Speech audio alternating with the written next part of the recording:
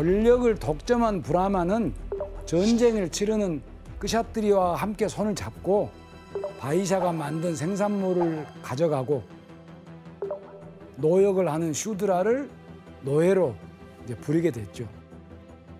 지금부터 약 한 2500년 전의 일이었습니다. 그렇다면 과연 불평등을 전제로 한 새로운 카스트 제도는 브라만의 의도대로 인도 사회에 잘 정착될 수 있었겠습니까? 안 됐을 것 같아요. 불만이 많이 생길 것 같아요. 이게 유일신도 아니고 유일신이면 저게 뭐 어느 순간 될 수도 있을 법한데 여러 신들을 다 모시다 맞아요. 보니 저걸 하나로 각자 생각이 다 달라. 그럼 그래서 이제 브라마는 각각의 계급을 확실하게 차별할 수 있도록 카스트 제도의 토대의 개념을 더욱더 정교하게 만듭니다. 지금도 유지하고 있는 중요한 개념인데요. 깨끗함하고 더러움입니다.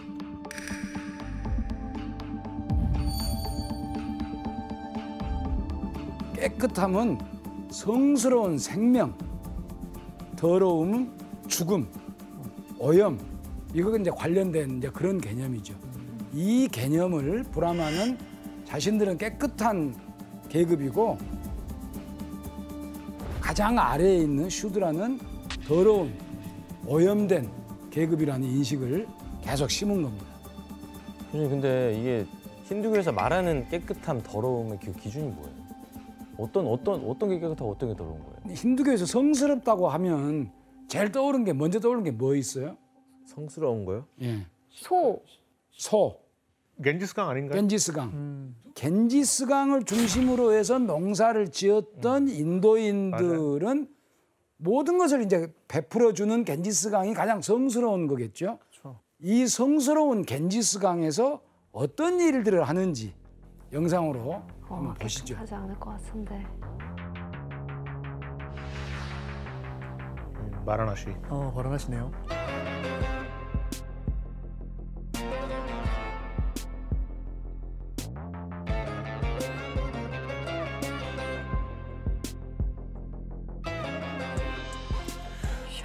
저기 가서 영어를 쉬셔야 되는데 머리를 감는 사람들이 참 미안해. 저 샴푸하는 아저씨 정말.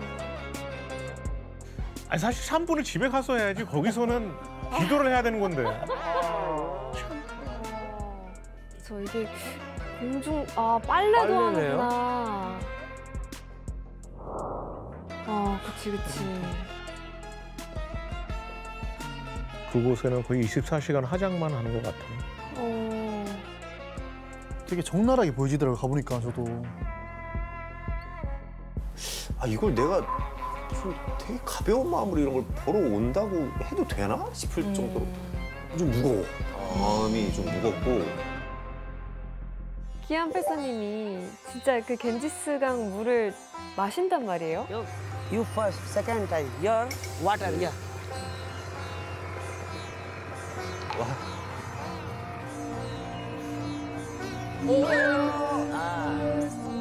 Very clean water, no dirty water, sir. Clean? Yeah.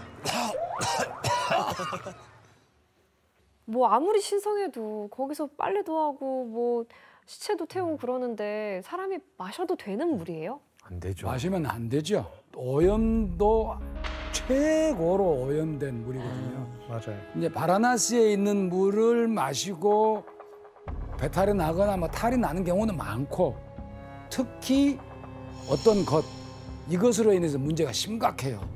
정말로 심각해요. 그게 뭘까요? 독성 물질 이런 진짜? 건가 보다. 그렇죠. 겐지스강은 바라나시 위에 공장 특히 화학단지가 많아요. 거기서 흘려보내는 하수, 공장 폐수, 방류, 산업 폐수 이런 걸로 인해서 실질적으로는 세상에서 아마 가장 오염된 강일 겁니다. 뭐야? 피부병 걸리고. 그 피부병 진짜 많이 봤어요. 저도 저런 사람들. 이거는 와. 어떡해. 깨끗함과 더러움의 개념이 카스트 제도를 확고하게 만드는데 도움이 됐을까요? 더 불평불만 생길 것 같은데. 근데 도움이 됐을 것 같아요. 더러운 일들은 하층 계급이 하고 깨끗한 일들은 상층 계급만 하고. 네. 브라마는 깨끗함과 더러움의 개념을 통해서 자신들의 신성함을 더욱 강화할 수가 있었습니다. 계급이 낮을수록 오염된 존재로 각인시키고 자기들 브라만을 가장 깨끗한 존재로 만들어버린 거죠. 그래서 출신 집안에 따라서 카스트가 정해지니까 아예 태어날 때부터 깨끗한 계급과 더러운 계급으로 나뉘게 된 거죠. 아니 근데 교수님 그거 사실 말이 안 되잖아요. 너무 불평등한 건데 그걸 그렇죠. 다들 그냥 어떻게 받아? 알겠습니다 하고 뭐 받아들였나요? 맞아. 그러니까 참 난 태어났는데 들고 더러워. 일어날 것 같은데. 예. 근데 이제 대체로 인도 사람들은 윤회를 믿었거든요. 전생에 죄를 많이 지어서 영혼이 오염된 사람은 낮은 카스트로 고생하고 전생에 좋은 일을 많이 하는 사람은 높은 카스트로 태어난다고 가르쳤어요. 그럼 내 업본 거네요? 업보지요. 예. 근데 그것도 다 브라만이 만든 걸 거 아니에요? 브라만이 만든 거죠. 낮은 카스트의 사람이 다음 생을 잘 받기 위해서는 높은 카스트에 철저히 복종을 해야 한다. 이제 하는 그런 거죠. 그리고 평민과 노예들로부터 모든 세금을 다 걷고 노동력을 착취를 했죠. 브라만이 제일 문제인 것 같은데. 그리고 자신들의 권위를 더욱더 높이기 위해서 제사 때마다 대규모로 소를 더 많이 살상을 해서 제사를 치른 겁니다. 기원전 6세기 문헌에는 한 번의 제사에 죽인 소의 숫자가 14,400마리라고 14,400마리라고 상징적인 제사예요? 문자 그대로 받아들여질 수는 없지만 그만큼 성대하게 제사를 치렀다는 겁니다. 그러면 무엇보다도 농사가 중요했던 시대에 그렇게 많은 소가 사라지면 어떻게 될까요? 농민들이 농사 못 짓죠. 농사 짓기가 어려워지죠, 농민들이. 예. 그래서 많은 사람들이 돈을 뺏기고 빈곤과 굶주림에 시달리게 되죠. 바로 이때 브라만이 추구하는 가치관과 정반대의 가르침을 설파한 한 인물이 나타납니다. 누구겠습니까? 바로 우리가 부처님으로 아는 고타마 시다르타. 고타마 시다르타. 좋다.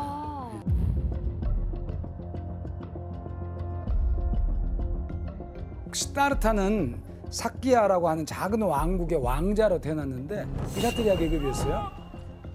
그러다가 이제 인생의 무상함을 알게 된 후에 세상을 버리고 나가서 35살에 깨달음을 얻고 모든 윤회의 고리를 끊어서 이제 부처가 됐다고 하는 그런 사람입니다. 규현 씨 나이에 그죠? 야, 굉장히 빨리 깨달음을 얻으셨네. 아니 근데 어쨌든 이 브라만이 굉장히 막강한 세력이잖아요. 이 브라만에 맞서 그 부처는 뭐 어떤 가르침을? 부처는 세상은 고통이다. 그래서 버리고 나가라고 했어요. 그래서 부처는 무소유를 가르친 겁니다. 결국에 이게 당시 브라만이 독점하던 인도 사회에서 어떤 의미였을까요? 평등 느낌인가? 소유하면 안 되니까. 근데 정반대되는. 맞아요. 사람들을 착취하는 브라만과는 정반대편에 쓴 거예요. 그래서 당시 브라만들은 제사를 명목으로 사람들의 아주 소중한 재산인 소를 바치게 하고 제사 후에 남은 소와 재물은 자신들이 차지했는데 이걸 반대한 겁니다. 와. 그리고 부처의 두 번째 중요한 가르침은 제사를 지내지 말라는 거죠. 당시 소를 바치면 농사 짓는 사람들이 너무나 큰 피해를 보니까 그런 소를 바치는 제사를 못하게 한 겁니다. 다시 말하면 부처는 힌두교에서 그때까지 1000년 넘게 이어온 전통에 정면으로 반대하게 되는 겁니다. 이렇게 부처는 무소유, 제사 반대, 불살생을 통해서 불평등의 고리를 끊고 세상 사람들이 모두 평등한 존재다라는 것을 가르친 거죠. 그러면 저 부처의 이런 교리가 사실 되게 파격적이잖아요. 파격적이죠. 평민들은 굉장히 많이 따랐을 것 같은데. 안 그랬을 것 같아. 그래요? 안 그래도 익숙해져서 저기에 되게 유효하지 않았을까요? 그 오히려? 호응을 하지 않았을까요? 그래도 이게 유명해지셨으니까 뭐 성공하지 않았을까요? 예, 특히 이제 그 돈을 많이 벌게 된 농업과 상업으로 그때 그게 커졌으니까 바이샤가 이제 힘을 키우면서 자기들이 재산을 쌓았는데 그걸 다 뺏어가잖아요, 브라만이. 그래서 바이샤 계급이 특히 불평등한 카스트 제도에 거센 반발을 했죠. 그래서 이제 상황이 심상치 않게 이제 돌아갔을 거 아니에요? 그래서 브라만들이 거센 불만을 어떻게 잠재울까라고 고민을 하게 된 겁니다. 제사의 살생을 금지하는 이 자체를 받아들인 겁니다. 그래서 이제 소 대신에 이제 채소, 식용유, 곡식 이런 것을 이제 신한테 다행이다. 바치게 되는 겁니다. 잘 됐네. 와, 그럼 부처 덕분에 그게 바뀐 거네요. 그렇죠. 엄청 큰 일. 이야, 문화를 바꿔놨네. 그리고 브라만들은 소에 대해서 또 하나의 조치를 취하게 되는데 한번 그림을 한번 봐보세요. 소. 아, 소 안에 신들이 있다는 건가? 소가 문신한 것 같아. 어때요? 소의 모든 몸 부위에 다 신이 있어요. 심지어 고리까지 신이 있어요. 소 몸 안에 힌두교의 많은 신이 거주하고 있다는 겁니다. 머물러 있다고 하는 그것을 이제 그림으로 그린 거거든요. 그래서 이제 브라마는 소를 힌두교에서 가장 성스러운 동물로 이제 승격을 시킨 겁니다. 아, 그럼 그때부터 소를 신성시하나요? 예. 그 이후에는 이제 인도에서는 오랫동안 소를 신성시하면서 지금까지도 이제 소와 관련된 축제도 그렇고 이렇게 이제 만들어지고 있는 거거든요. 이런 식으로 힌두교는 이제 반대하는 세력이 생기면 이제 대립해서 충돌하기보다는 이제 받아들이는 그리고 이제 신화를 통해서 받아들이고 인도 사회 내에서 더욱더 다양한 요소들을 신으로 포용을 하게 됩니다. 이제 브라만은 힌두교와 카스트 제도 안에서 자신들의 권력을 더욱더 굳건히 할 새로운 방법을 또 찾게 돼요. 그게 바로 종교적으로 지켜야 할 4가지 인생 목표를 정하는 거였습니다. 그 의무를 모아서 집대성에서 만든 가장 세계에서 오래된 법전이 만우 법전입니다.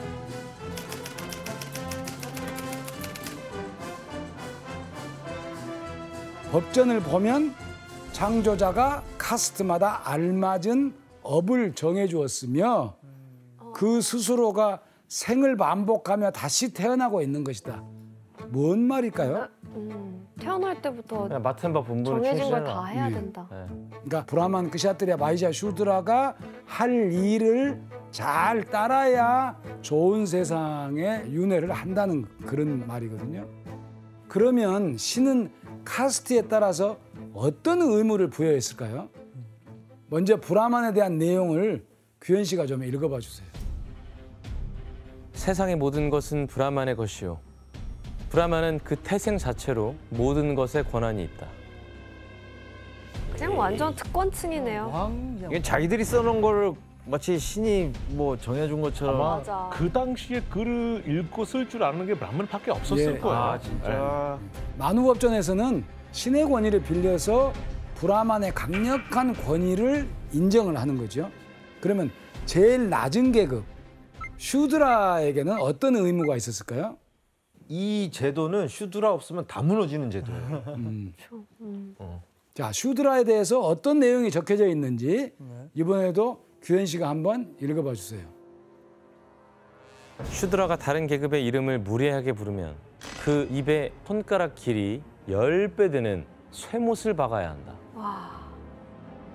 슈드라의 이름은 사람들이 혐오하도록 지어라.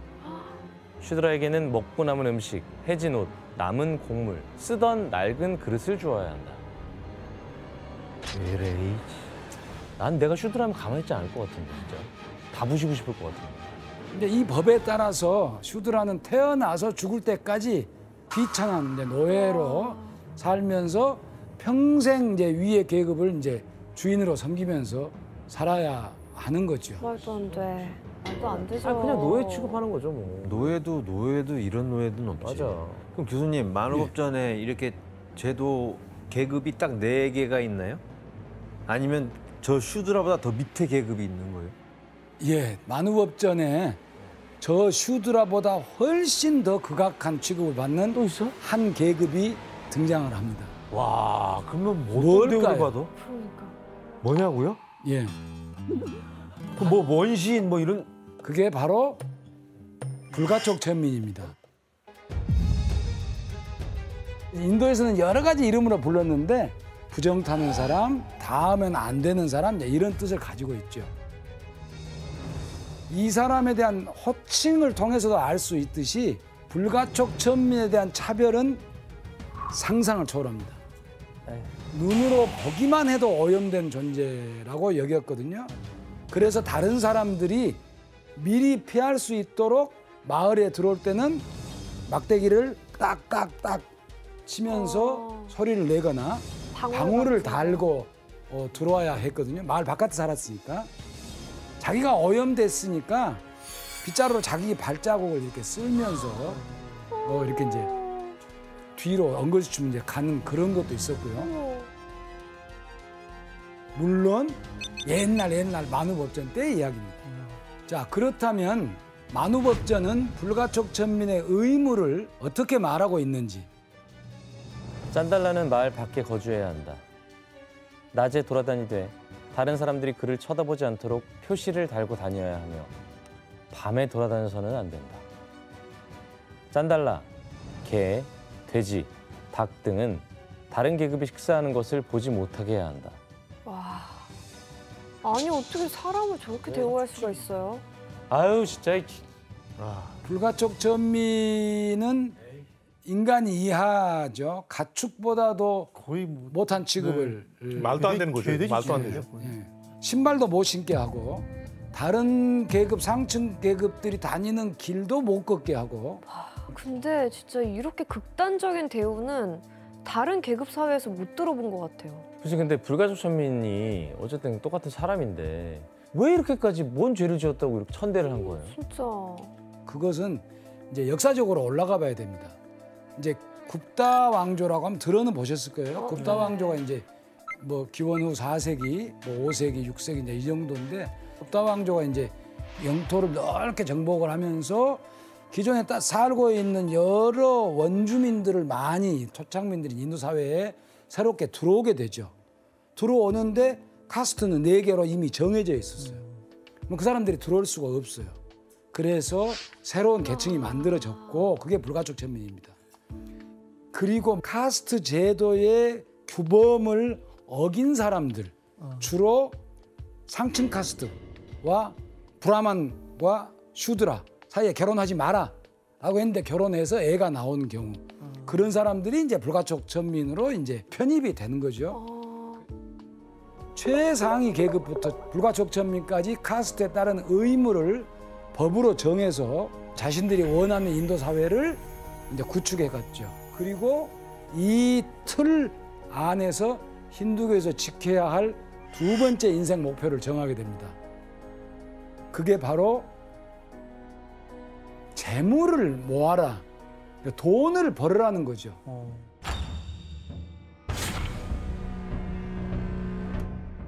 근데 이게 보통 종교에서는 세상에 무슨 욕심을 버리고 뭐 무소유 뭐 이런 얘기를 하는데 힌두교는 완전 반대잖아요. 네. 부자가 되려고 해라. 그러니까 너무 색다른데 어쩌다가 이렇게 된 거예요? 그러니까 이제 힌두교는 세상 살아가는 사회 질서에 관한 종교거든요. 일하고 돈 벌고 결혼하고 하는 잘 먹고 잘 사는 것 이것이 매우 필요하다. 그래서 물질이 필요하니까 돈이나 재산을 열심히 일해서 얻고 모아라 이런 뜻이죠. 힌두교인이라면 카스트의 의무를 다하고 잘 먹고 잘 사는 것을 목표로 삼아야 한다고 이제 두 가지를 말씀을 드렸죠. 되게 다른 종교와 달리 현실적이죠. 네. 또 하나 현실 사회에 사는 것 또 하나가 있어요. 와. 육체적 쾌락이죠. 아니 성관계죠. 인생의 목표가 성관계라고 즐겁게. 종교에서 얘기한다고요? 이게 이제 힌두교예요.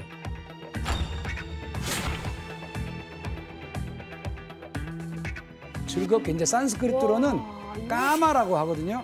혹시 여러분들 들어보셨을 텐데요. 카마수트라 네. 그런 영화를 한번 보셨을 텐데요. 이 제목은 들은 것 같아요. 카마수트라라고 하는 왠지 기억하면 안 이제 될 이 제목이었던 것 같아요. 까마수트라의 가르침을 그 뭐예요? 네. 까마에 관한 경전입니다. 육체적 쾌락에 관한 경전. 네.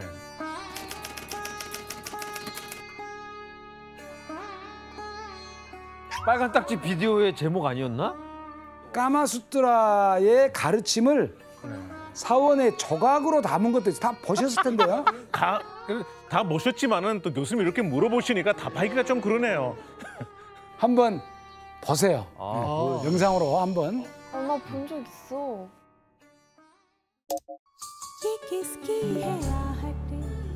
이 사원이 한 1000년 전에 만든 거예요. 이게 유네스코 문화유산에 등록돼 있는 곳입니다. 카마수트라 경전. 아유. 리액션 왜 저래? 고장 났어. 아니. 아휴. 봐도 되나 모르겠네. 어우. 와, 진짜 적나라하다.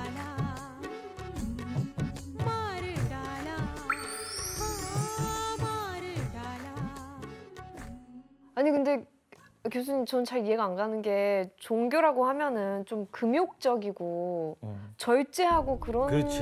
거라고 알고 있는데 다 반대. 힌두교는 진짜 반대네요. 예, 반대죠. 와, 그래서 이 사람들은 모르겠다. 쾌락이라고 하는 것을 연구를 했죠. 종교적으로 이걸 중요하게 생각했기 때문에 반드시 고대인들은 이걸 학습을 했고 현대로 이어져 넘어오는 겁니다. 로키 씨가 그 까마수트라 사원 매니아라는 얘기가 있던데. 매니아. 아니, 그러니까 가보신 적 있다고 들었거든요. 제가 아주 옛날에 여행사 일을 했었거든요. 네, 그때 가이드로 시절 때 엄청 많이 갔어요. 여기가 가주라오라는 곳이 있고 한 1000년 전에 만든 곳인데 아까 말씀하신 그 성교육에 대한 그런 태부 약간 그런 걸 약간 그 선입견을 깨기 위해서 또 만들었다는 얘기도 있다고 들었습니다. 하여튼 가보실만 해요. 가시면 되게 2박 3일 괜찮아요. 2박 3일 동안 보는 거예요? 많구나 되게. 엄청 많아요. 네. 말도 안 돼. 종교적 사상으로 바라봤을 땐 되게 좀 충격적이에요. 그게 인생의 목표라잖아요. 자, 이렇게 이제 이야기를 들어보니 경전 안에 어떤 이야기가 적혀져 있는지 궁금하지 않으세요? 궁금해요. 상대적으로 낮은 수위에 있는 부분을 발췌해봤어요. 규현 씨가 한번 읽어봐 주세요. 제가 읽나요? 예. 키스를 하고 있는 동안에 한 사람이 혓바닥을 상대방의 입안에 넣고 그 혀 끝으로 이 윗잇몸, 혀등을 꽉 누른다. 꽉 누른다. 꽉이라는 거 안 써 있는데. 꽉이라는 건 안 써 있을 텐데 꽉이라고 써 있었어요? 이때 남녀의 혀는 서로 닿게 된다. 이것을 혀 싸움이라고 한다. 아니 죄송한데 저희 어린이 책 나왔다고 얘기를 오프닝에 했는데 이게 괜찮은 건지 이게 참 엄청나죠? 수위가 이게 이제 일부 이제 순한 것으로만 이제 뽑아왔는데 현대인들의 시각으로 보면 까마수트라는 외설이죠. 근데 이제 이런 것을 그러면 왜 고대 인도에서는 이런 경전을 만들었을까? 인구가 많이 부족했나? 그러니까 성관계를 하는 것은 결혼해서만 하는 거거든요. 그러니까 애를 낳는 거잖아요. 출산율이 높아지고 많아지면 노동력이 많이 생기고 노동력이 많이 생기면 농경시대에 훨씬 더 부를 많이 창출할 수 있고 사회를 발전시킬 수가 있죠. 그래서 매우 실리적인 종교이기 때문에 현실적인 걸 추구하다가 보니까 인구 증가와 경제 발전에 잘 맞아 떨어지는 거죠. 근데 되게 현실적이다. 진짜. 현실적이죠. 그래서 지금까지 우리가 세 가지 목표를 했어요. 자, 사회적 의무, 부실리, 돈, 그다음에 이제 성관계, 쾌락. 완전히 이것과는 다른 이 세 가지 목표와는 완전히 이질적인 네 번째 인생 목표가 있어요. 그게 뭘까요? 정답. 예, 규현 씨.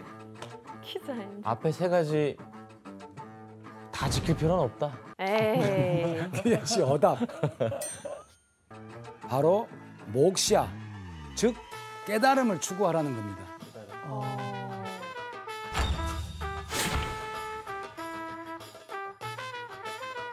인도에 다녀보셨으면 네. 이상한 모습을 한 수행자들을 많이 봤을 거예요. 봤어요. 희게 막 얼굴 희게 분장하신 분들 아니에요? 그 사람들은 사회에서 벗어나서 자신만의 깨달음을 얻기 위해서 수행한 사람들이거든요. 수행자분들이 있구나. 그 사람들을 뭐라고 불러요? 사두라고 부릅니다. 사두? 네, 사두. 우리 눈으로 볼 때는 기행을 하는 사람들도 많아요. 와 진짜 숯이네. 그게 뭐야? 이 항아리 같은 데다가 불을 넣은 거죠, 불.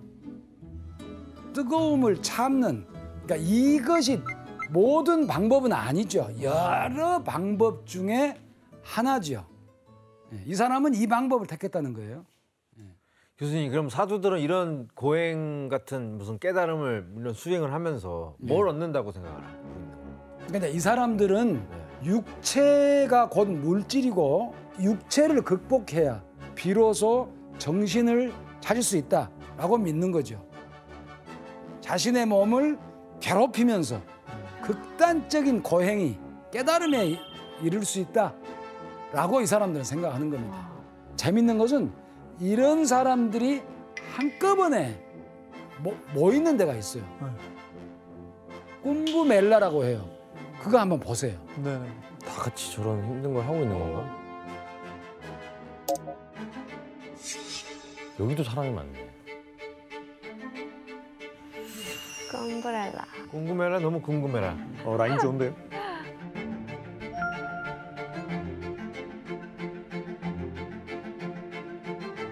여기도 사람이 많네. 저런 분. 야, 이분. 사두. 그분이 아니야? 그 팔을 계속 올리고 있는 사람도 있잖아요. 그런 분 중에서 한 명 그런 분들도 있을 거예요, 맞아요. 와우. 그래, 이분 팔 들고 있는 사람. 맞아요. 말도 안 돼. 말도 안 돼. 대박이다. 와, 힘든 거를 저걸 이겨내네. 저 사람들한테 축복을 받으러 간 사람도 많이 있어요. 저렇게 두 발을 모으고 몇 시간씩 있는 거예요, 설마? 몇 년씩도 있어요. 야. 아이고, 야. 와, 이분은 와.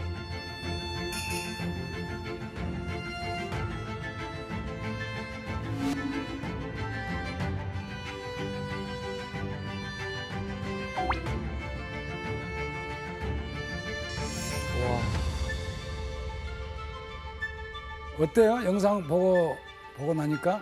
너무 극단적인데. 진짜 신기한 사람 많다. 저 사두들 되게 좀 무섭다. 저런 거 보면 진짜 종교가 무섭다고 생각이 들어요, 진짜. 그래서 근데 이게 어쨌든 세 가지 목표와 너무 상반되는데 힌두교가 마지막 목표를 깨달음을 목표로 삼은 이유가 있을까요? 이제 힌두 사회가 물질과 불평등에 너무 쏟아져 있다. 그래서 그걸 비판을 하고 좀 뭔가 정치적인 것도 좀 해야 되지 않느냐고 하면서 그 목소리가 커지기 시작한 거죠. 그래서 이제 힌두교의 브라만들이 고민 끝에 아까 제사 반대를 받아들였듯이 그 똑같은 차원으로 깨달음을 힌두교의 삶의 목표로 받아들인 겁니다. 뭐 이런 모순적인 가치관들이 서로 섞여 있잖아요. 같이 네. 공존을 하잖아요. 그런데 궁금한 게 하나가 이제 생길 수가 있어요.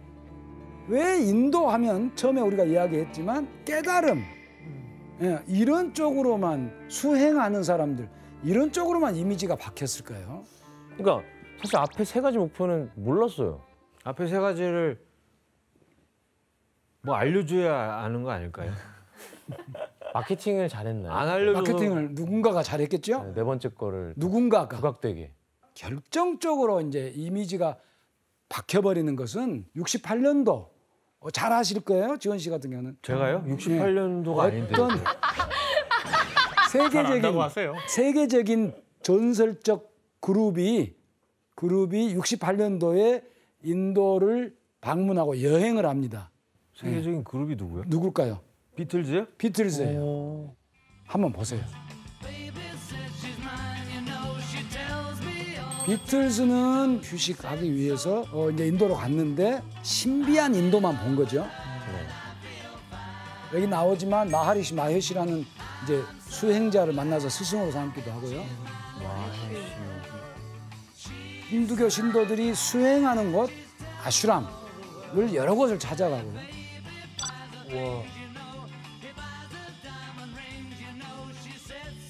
비틀즈가 저렇게 홍보를 해줬으니.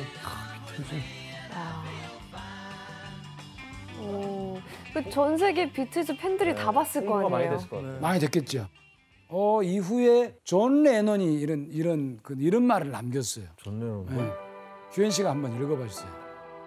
나는 5일 동안 방에서 명상을 했다. 수백 곡을 썼다. 나는 잠에 들 수 없었고 미친 듯한 환각에 시달렸다. 냄새를 맡을 수 있는 꿈도 꾸었다. 한 번에 몇 시간씩 명상과 요가를 했다. 그것이 단지 그곳에 도달할 수 있는 방법이었다. 놀라운 여행이었다. 어떻습니까? 뭔가 되게 진짜 신비로운 나라. 나라라고 되게 이미지 메이킹을 해주네요. 예. 그런데 딱 68년이면 어느 때입니까? 히피 컬처. 히피 때예요. 히피인가?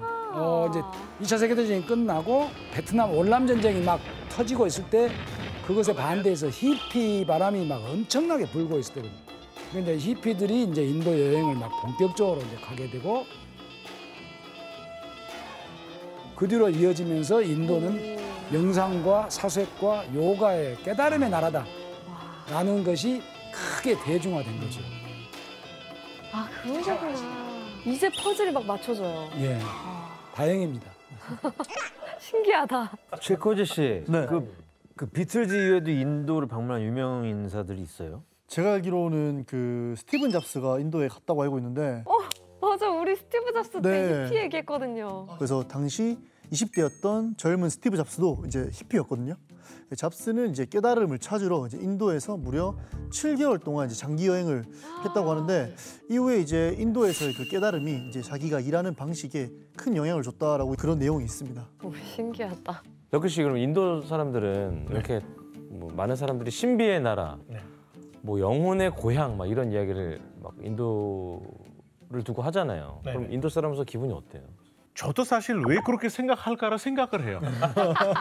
솔직히 말하면 왜냐하면 인도에서 살았기 때문에 항상 말할 때는 전체의 몇 프로가 이렇게 있다라고 하는 게 그렇게 말하고 싶긴 하는데 쉽지가 않네요 이게.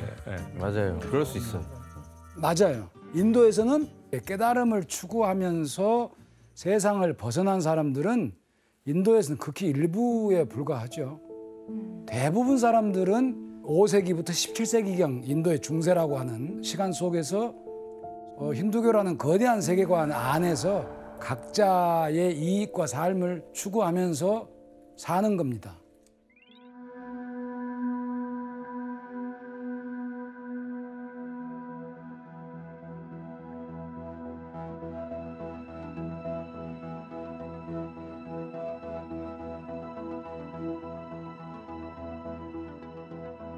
(1957년 9월에 9명의 흑인 학생들이 등교하게 된 거예요. 근데 여러분들 남부의 인종차별주의라면 그걸 받아들이겠어요? 안 받아들이지. 안 받아들이죠. 있을 수 없죠. 흑인들과 같이 공부한다는 게 있을 수가 없잖아요. 그래서 부모들이 거리로 나옵니다. 백인 단체들이 나옵니다.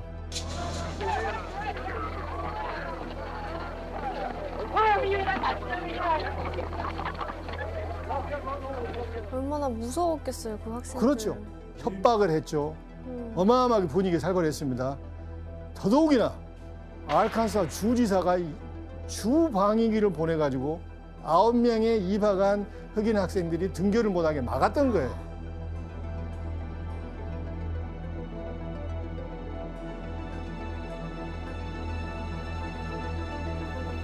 이걸 접한 당시의 아이젠하워 대통령이 화가 났겠죠. 그래서 대통령이 특단의 방법을 찾은 게 2차 세계대전에 참여했던 최정예 부대를 1000명이나 보내서 그 학생들을 보호하게 보낸 거예요. 너무 멋있다. In that city, under the leadership of demagogic extremists, disorderly mobs have deliberately prevented the carrying out of proper orders from a federal court.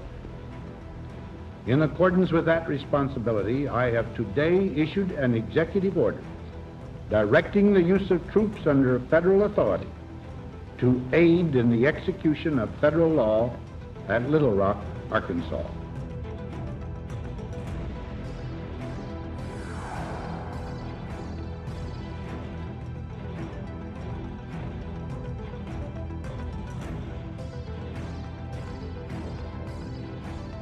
정확히 1년 뒤에 이 학교 최초로 흑인 졸업생이 탄생합니다.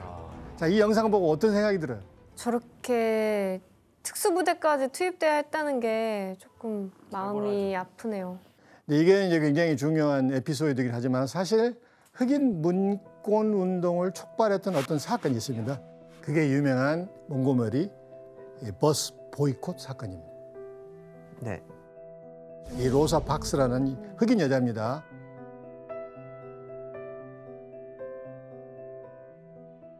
너무 일이 끝나고 지쳤을 거 아니에요. 근데 흑인 이 구역은 뒤인데 자리가 없어요. 근데 백인 구역은 널널할 거 아니에요. 그러니까 피곤하니 가서 앉은 거예요. 운전수가 뒤로 가세요. 피곤하니 가만히 있었던 거예요. 가세요. 안 가시네요. 그래서 그대로 경찰서로 버스를 몰고 갑니다. 그래서 구속이 돼요.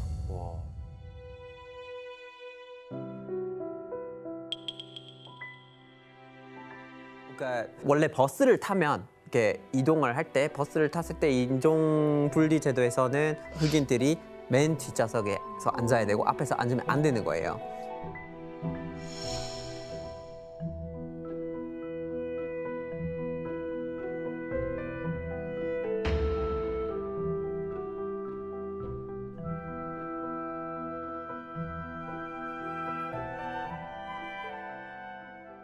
여기에 유명한 마틴 루터 킹 목사가 조인이 되면서 유명한 흑인 민권 운동이 탄력을 받게 됩니다. 50 years ago, a great American in whose symbolic shadow we stand today signed the Emancipation Proclamation. I have a dream that one day this nation will rise up and live out the true meaning of its creed. We hold these truths to be self-evident, that all men are created equal. One day right there in Alabama, little black boys and black girls will be able to join hands with little white boys and white girls as sisters and brothers. I have a dream today. 링컨이 노예 해방을 선언하고 남북전쟁이 끝났잖아요. 정확히 100년 뒤의 얘기입니다. 세상에 100년 동안 뭐예요? 변한 거 없어요. 100년을. 그래서 역사학자들은 이 100년을 Dawn without morning, 아침이 없는 새벽. 100년 동안 사실상 흑인들이 아침을 보지 못하게 했던 거예요.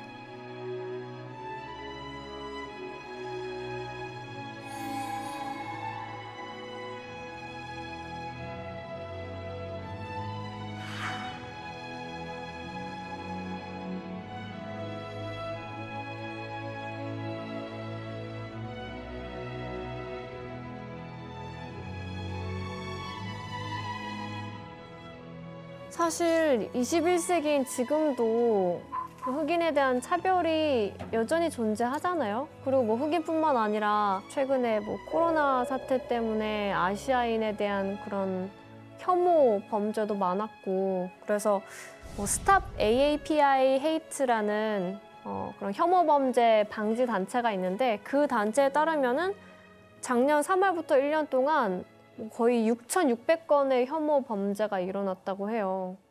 오늘 제 강의에 굉장히 보이지 않는 목적은 우리가 미국사 강의지만 우리를 돌아보자는 데 있는 거예요. 제가 이게 역사를 공부하면서 가장 가슴이 아픈 게 뭔 줄 아세요? 가장 가슴이 아픈 게 우리 인간은요. 종교든 인종이든 이데올로기든 자기하고 틀리면은 용납을 안 해요. 차별과 편견 문제는 오늘 내일의 문제가 아닙니다. 미국 흑인들도 100년이라는 세월이 흘렀지만은 그 믿음 속에서 지켜냈잖아요. 그렇죠? 흑인 민권 운동을 보면은 그때 가장 많이 불렀던 노래가 뭔 줄 아세요? We shall overcome someday. 언젠가 우리는 승리할 것이다. 이러한 믿음과 확신이 훨씬 중요합니다. 즉, 불의를 자행하는 그들이 문제가 아니고 그걸 막고 투쟁하고 연대하고 믿음을 갖는 우리가 훨씬 중요합니다.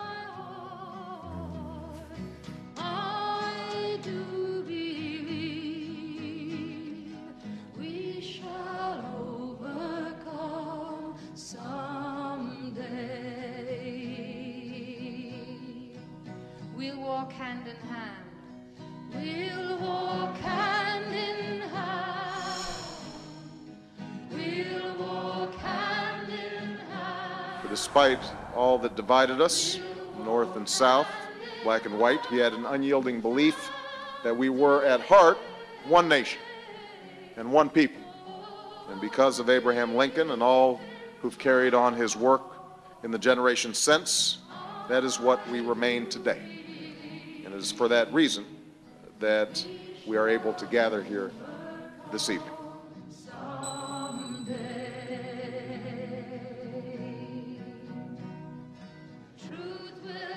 이렇게 하나하나씩 바뀌어 나가면서 점점 150년 전보다는 지금이 확실히 많이 달라졌고, 그래서 또 지금부터 150년 뒤가 되면 되게 아름다운 세상이 되지 않을까라는 생각도 드네요.